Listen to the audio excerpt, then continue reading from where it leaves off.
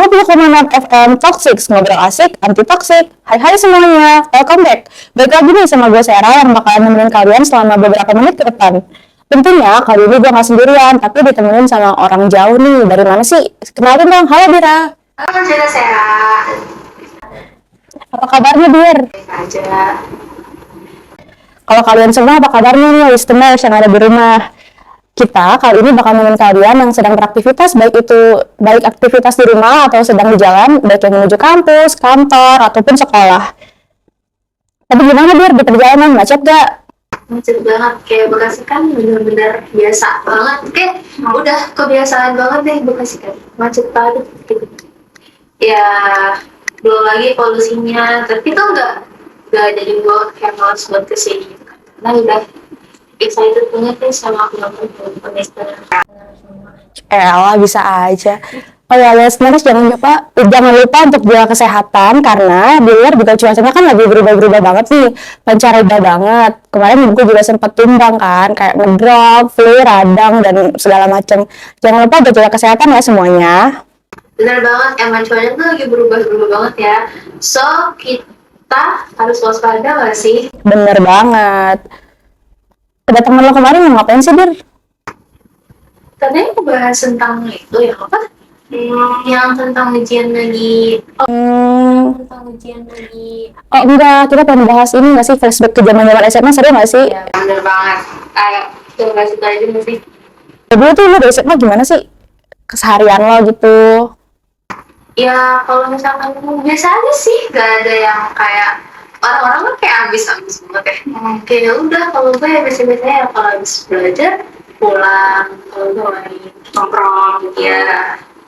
Kalau misalnya lo tuh dulu gimana sih, guru-guru lo gitu ceritain dong, kayak SMA tuh ngapain sih? Dulu gue SMA-nya yang gue paling gue tahu itu pas pelajaran matematika sama PKN sih. Kalau lu? Gue dulu apa ya? Kayaknya pelajaran penjas deh, padahal kan orang-orang pada suka ya, karena di outdoor kan. Tapi kalau gue nggak suka karena apa, gurunya kayak, wah, gue disuruh lari berapa puluh keliling waktu itu, kayak miksa bener. Kalau gue bukan males sama guru, tapi gue lebih males sama pelajarannya ya. Kan kalau misalnya penjas kan ya di outdoor, ya gue bener di dalam lah, panas-panasan. Ya ngapain aja dulu. Terus kalau misalnya mengenai SNBT, lu tuh gimana? Dapat kuota atau gimana nih? Pas kayak apa menjelang buat lolosnya itu, tahap-tahapannya gimana, jelasin dong, ceritain ke kita-kita. Apaan ya?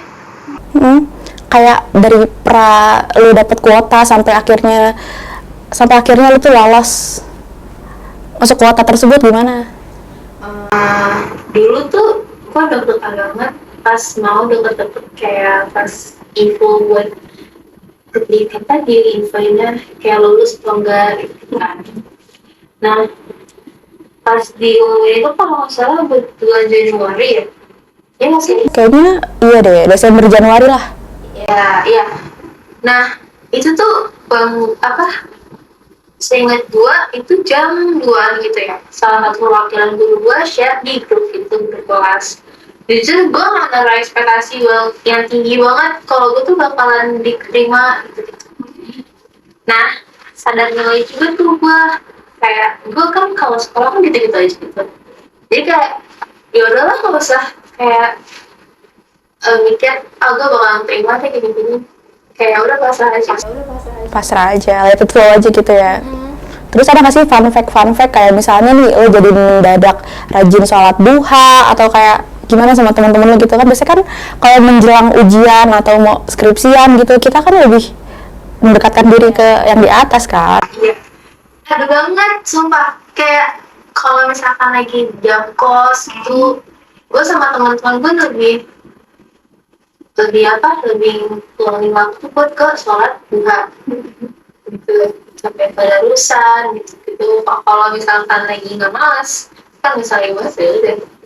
Kangen banget gak sih sama momen-momen itu? Kangen banget banyak banget memorinya selain dari yang buat SNBT itu ya.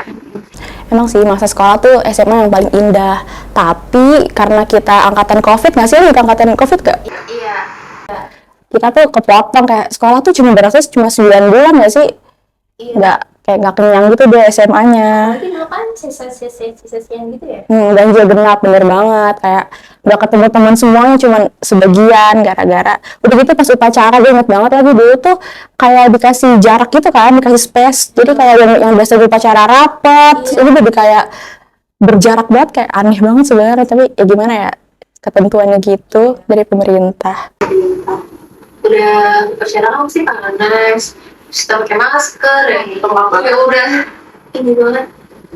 Nah, jadi itu dia apa namanya, kita back to the topic lagi ya guys. Nah, di sini gue pengen ngasih tahu juga nih, kalau misalnya kuota SNBT tahun ini tuh ditetapkan berdasarkan akreditasi sekolah, yaitu sekolah dengan akreditasi A mendapatkan kuota sebanyak 40% siswa terbaik di sekolahnya, kemudian disusul dengan sekolah akreditasi B dengan 20% siswa terbaik di sekolahnya, dan sekolah akreditasi C dengan 5% siswa terbaik di sekolahnya.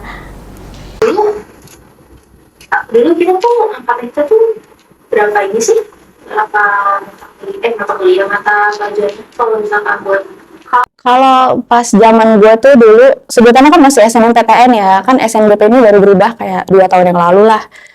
Dulu kita tuh cuma pakai 6 nilai mata pelajaran penjurusan, kayak misalnya gue IPS, yang dipakai cuma sosiologi, ekonomi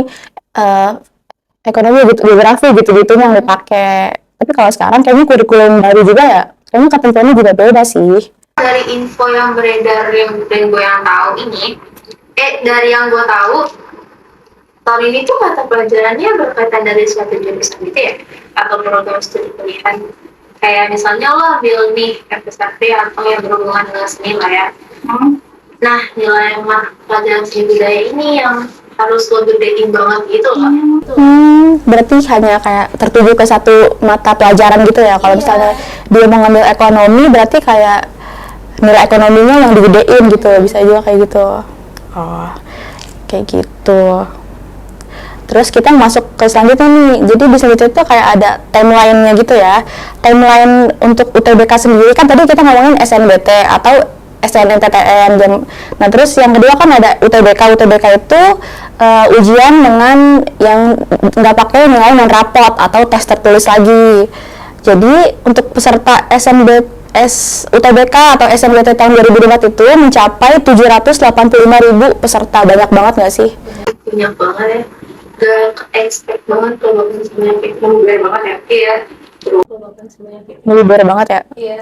Terus untuk pendaftaran sendiri itu dibuka dari 21 Maret sampai 5 April 2024. Dan untuk pelaksanaan UTBK-nya sendiri dibagi menjadi 2 gelombang. Untuk gelombang pertama dilaksanakan pada tanggal 30 April sampai dengan 7 Mei 2024. Kemudian disusul dengan gelombang kedua yang dilaksanakan pada 14 Mei sampai 20 Mei 2024. Kemudian hasilnya nanti itu akan bisa ketahuan atau dibuka pada 13 Juni 2024. Kemudian yang terakhir ada masa unduh sertifikat UTBK-nya. Masa unduh ini bisa dilakukan pada 17 Juli sampai dengan 31 Juli 2023 dir. Itu info aja sih kalau misalnya ada yang mau ikut apa mau coba lagi.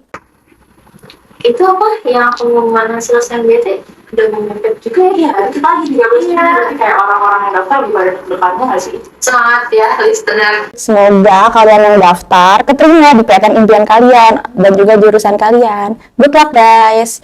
Oke, segitu aja deh. Udah lama juga ya kita nggak berasa ngobrol-ngobrol kayak gini. Makasih ya listeners yang udah nemenin kita. Makasih ya listeners yang udah nemenin kita ngobrol pada hari ini. Gue Sarah dan juga Gue Dira.